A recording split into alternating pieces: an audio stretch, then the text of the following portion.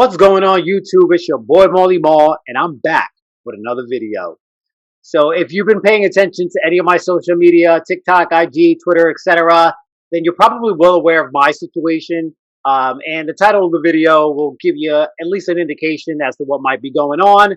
But yes, the unthinkable has occurred. Every sneakerhead's worst nightmare. I'm up, homie, you up, but if God got us, then we gon' be alright. We gon' be alright. That's right.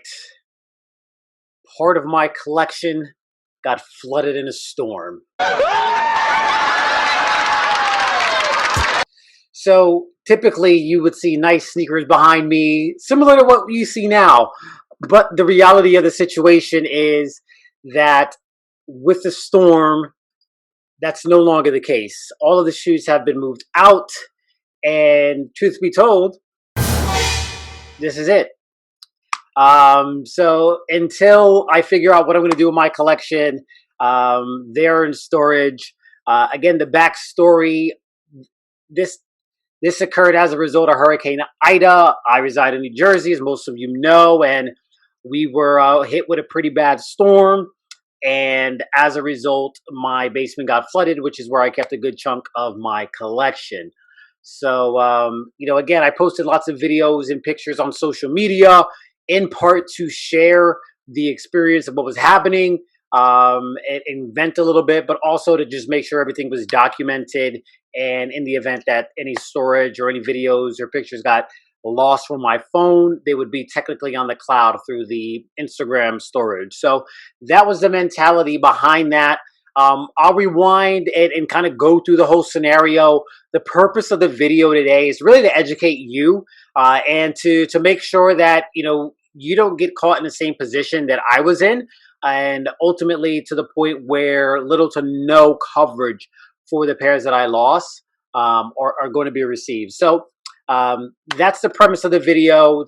It's all about having the right coverage, the right insurance on your sneakers, on your investment, on your collection, some of the do's and the don'ts. And, you can learn from my experience and hopefully protect yourself so that if God forbid this happens to you, then you'll be in a better situation. So oddly enough, right, my collection is in the basement, as I said, or was in the basement. And I've been here for about a decade, and we've never had an issue with water. It's fully finished. It's got a draining system, the whole 9 yards, sub pump, everything that you need. And we've been hit with bad storms in the past, so it's been tested. But there's always that one, right? And last week this was the one for us. So I'd been down here, I would say about 10-15 minutes prior to any water entering the house. I was watching the news and I started to get a little nervous because there were tornado warnings, and I saw, videos of tornadoes just ripping apart houses, flooding in some of the nearby areas. So it prompted me to go downstairs and check everything out. So I went down there with the flashlight. I'm checking all the areas, anywhere where water would primarily get in, and I didn't see anything, right? It was bone dry. So I was like, all right, good. Business as usual. We'll make it through the storm, let the rain stop, and it's all good. So I'm upstairs. I'm looking at some documents in the office. I hear a big crash. First things first, I think it's the kids. They actually have school the next day, so I figure they're messing around. So I yell out to them, like, cut it out. And they're like, Dad, we didn't do anything. So I'm like, all right, well, that was weird. What the heck was that noise? So I ended up looking around, and come to find out there was water in the basement. So the noise that I heard was a bunch of sneakers crashing. So in addition to the cases that I keep, I also have boxes, regular shoe boxes, and they were stacked up. So when you first come down the steps, there's a whole stack of Jordan 1s, about 12, 13 high, that haven't been put away, that are doubles or triples or whatever the case may be. When the bottom got wet and soggy, then the rest of them fell over. So that was the big crash that I heard. So that's what prompted me to go look around. And it was actually a good thing because as a result, I was able to come downstairs and save a lot of pairs. Unfortunately, at that point, there was already a few inches of water. So anything that was on the ground was pretty much soggy. There was a bunch of shoes that were there from various giveaways. So if you notice the video, there might have been like boxes floating with a pair on top. Well, that's why, right? There was Xboxes, PS5s, that type of stuff that was on the ground. And realistically, like when it happened, it was extreme shock. I started just grabbing things and trying to figure it out as I was going along. So it wasn't necessarily like, let's grab this pair because it's a DMP, or let's grab this pair because it's a Wave Runner. It was like, let's grab what you can grab, get it to higher grounds, and figure out the mayhem afterwards. So I ended up losing like a lot of good pairs. Again, you probably saw them floating around in the video. My DMP package was soaked. It was one that was on the bottom. It was just a little wet, and I tried to put it up higher, and it ended up falling again. So it got hit double time.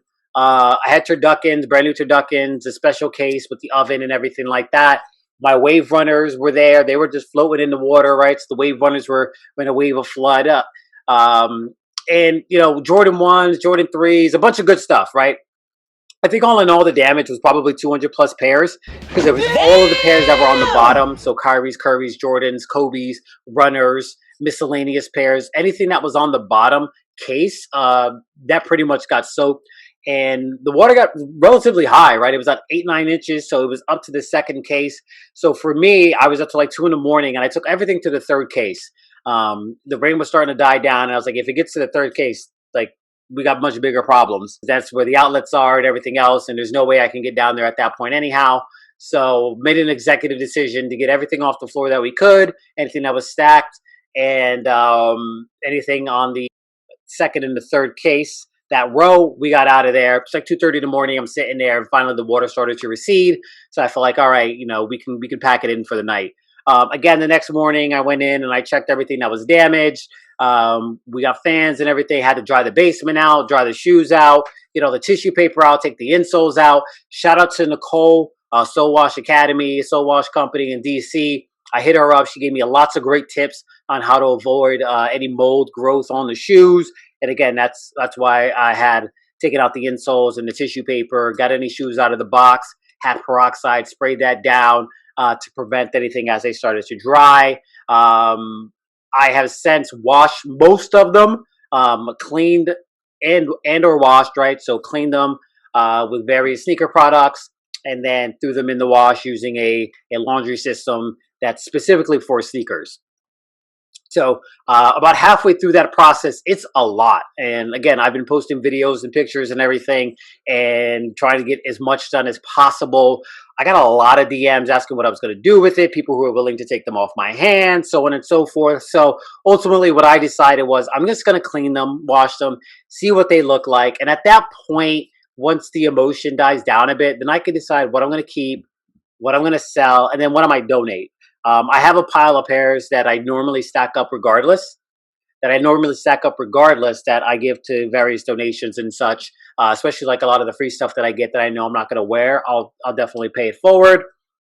So with this situation, it will probably be the same. I will determine what I'll keep, what I'll ball in, that type of stuff. If someone is willing to take things off my hands and it's not, and it makes sense for both of us, then then I'll do that, and then the rest I will donate so that somebody can enjoy them, right?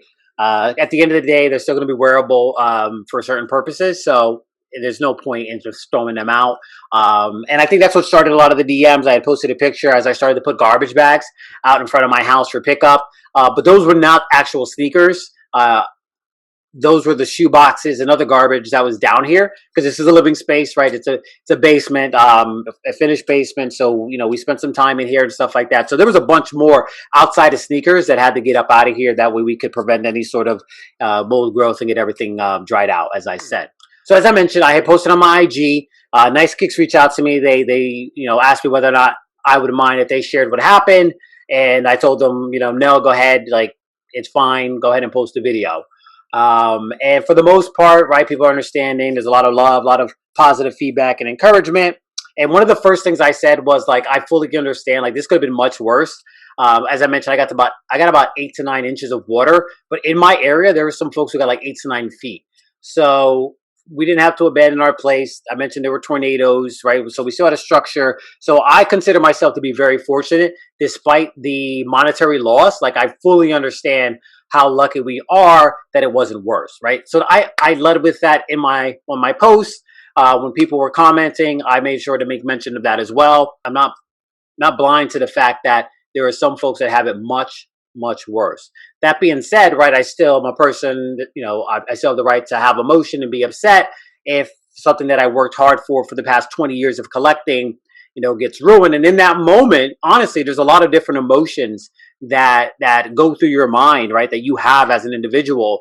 to the point where I'm like, F this, like, I'm not collecting anymore. Like, this is it. I'm done. Like, I'm just going to sell everything and that's it. I don't want to do this anymore. This is crazy. And then there's points where you're like, nah, forget this. I'm not going out like that. Like, I'm gonna come back bigger, better, and stronger. So again, a lot of emotions. And what I would say is, like, as an adult, you should have the ability to uh, have empathy for others, but at the same time, right, for your own mental health, right, you have to be able to cope and be allowed to be upset with what's going on with you as well.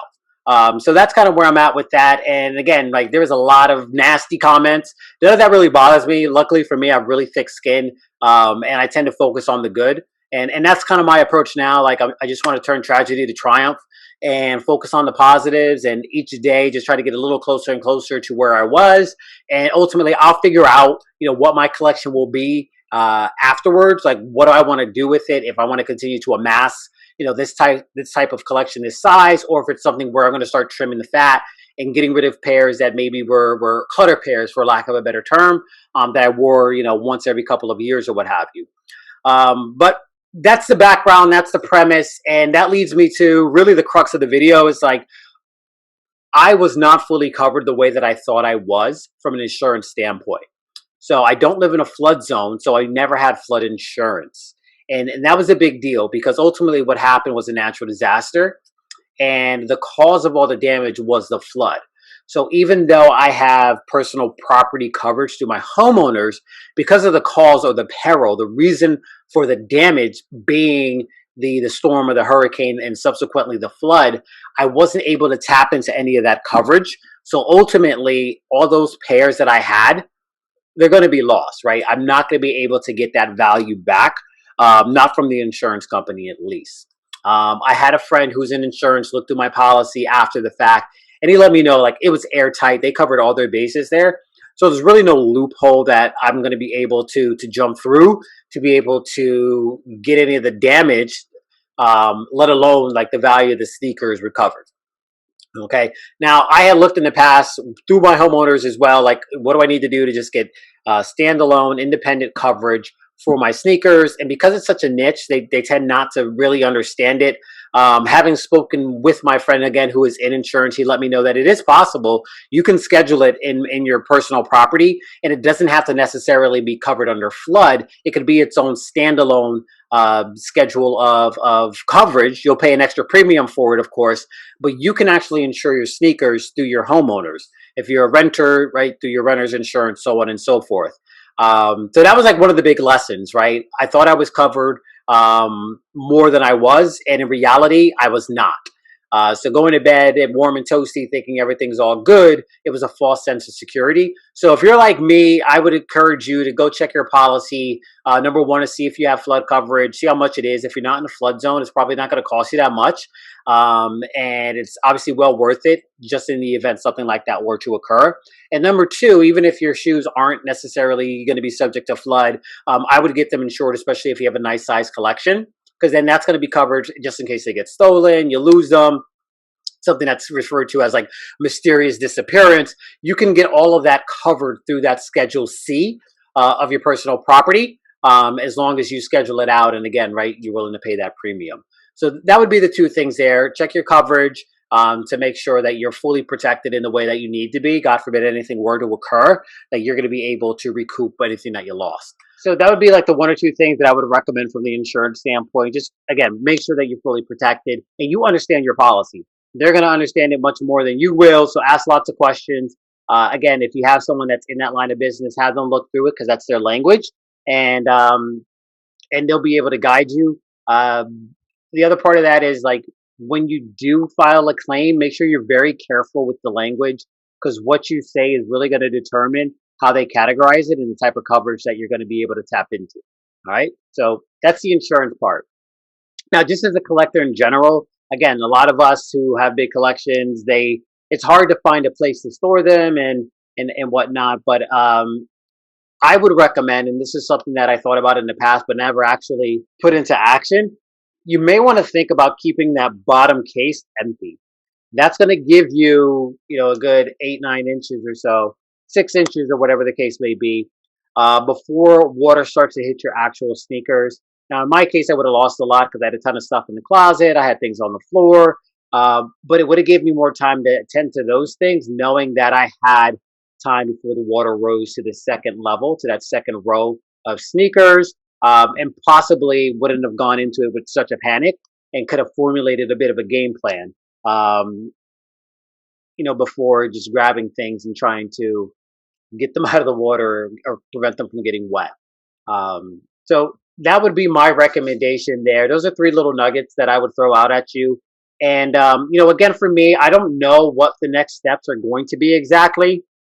Right now, all my shoes are in storage because there's really no place else for them to be. I have shoes that were not affected that I have that I'm going to be selling off.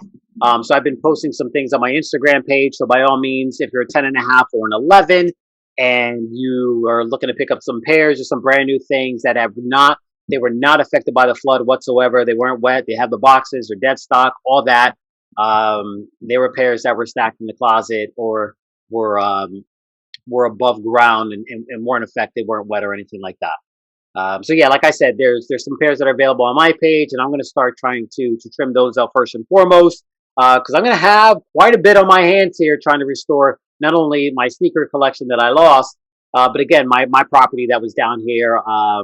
Because this again was living space. We had theater seats. We had pretty nice setup, and all of that's pretty much done. Walls got to be ripped out. Cabinets have to be ripped out. So we're gonna have to pretty much start from scratch. None of which again was covered because there's no floods. So check your policy, as I mentioned. And by all means, I'm an open book, right? So I'm trying to throw out as much as I can that I can remember off the top of my head and share my experience. But there are going to be some other things that come up. So use the comment section. I will check them regularly. Any questions that you have, by all means, run them by me. I do not want anyone in the community, anyone in general, to have to go through what I went through because it was not a fun experience before, during, or after. So if I can help someone else out, I'll be more than happy to. So by all means, like I said, use that comment section, drop a question. If you want to find me on IG and shoot me a DM, that's perfectly okay as well. I get to all my DMs. I had over 200 to 300 DMs after I had posted and after Nike's Kicks had posted the video, and I answered every single person. So if you do DM me, I will most certainly get to you. And, again, like I said, I want to be able to help folks out. I don't want anyone to potentially be in a situation that I was in. That being said, I will bounce back in some way, shape, or form. I don't know what it's going to be. I don't know if we just, clean everything up and put everything back the way that it was. Again, that's going to be a lot of things to maintain. And one of the things that, is really important to me is documentation and being able to catalog and record my collection. I think that if I had done that in years past, I had recorded a video in 2017. The video had got messed up during editing. Had I recorded that and had that timestamp and been able to post that and look back on it, then I probably would have trimmed the collection a long time ago. So now I'm at the point where, do I want to put things back in the original state and then record it and then look to trim? Does it make sense just to trim it and document it that way? I've had a lot of great suggestions. I talked to my homie, One-Legged Lister, and he said, listen, whatever you look to do, you should document it, video, diary, journal. Just make sure that whatever you're going through, those emotions and everything else, that you get that down on video. And that way, if anything, you could always, look back on that, make a series out of it. And it's something that, the viewer yourself, right, would be able to be a part of. So whatever I do, I definitely want to catalog it. I want my collection, at least, the current state of the collection, to be recorded in some capacity. I know it's a lot of work, but I'm willing to do that because it's something that's important to me. Again, I've been collecting for over 20 years. So I need something that's going to validate, the time, effort, and resources that were put into that. And that's why I think the video is so important. Afterwards, if I look to sell some things and trim down to a more manageable number, then I think that makes a lot of sense. But again, I'm at a crossroads where I'm trying to figure out what I'm going to do as a collector. So, more to come, right? The story is still being written. But again, right, I want to look at things on a positive note. And no matter what it's going to be, whatever that end result is, I'm going to look at it from a positive standpoint. And, I use the words and quote Kanye yet again, right? Find a way to turn tragedy to triumph. So that's it, y'all. That's it for today. And I do want to send special shout outs to the Container Store. My people at the Container Store, my family there, they reached out to me and asked me if I was okay, checking up on me, seeing if they, if I needed anything, totes, things like that. So very much appreciated there. My Stance family, they sent me a care package right off the rip. So Albie, appreciate you, bro. Much love always. My Under Armour fan, Chris, you hit me up right away and got a package out there. I still got to open it. It's been sitting at the doorway. Some big packages there. I'm really, really excited to open that. Again, I want to get it on video and be able to share with everyone. But I just want to say thank you from the bottom of my heart. Thank you to everyone. Thank you to everyone who made a comment on my post, on my TikTok, on my Instagram, on the nice kicks, anything positive. I really appreciate it. It's allowing me to keep that positive mindset as well. It's giving me fuel to keep moving forward. So again, just want to say thank you. That being said, y'all know the deal. Comment, like, subscribe, and share. Tell a friend to tell a friend. Molly out. Peace.